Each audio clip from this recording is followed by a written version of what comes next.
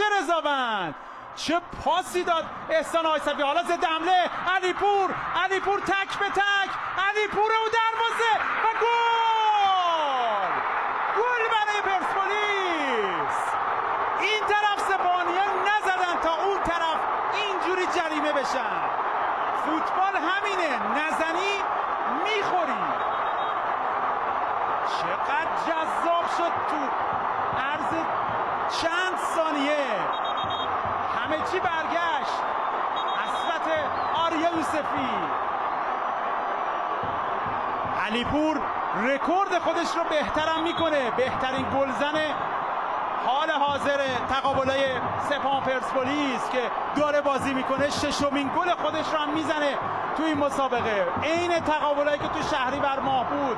ببینید از زمین خودشون اصلا بود، اصلا آفساید نمیتونست باشه چون از زمین خودشون حرکت کرده بود و از کجا هم ضربش رو زد.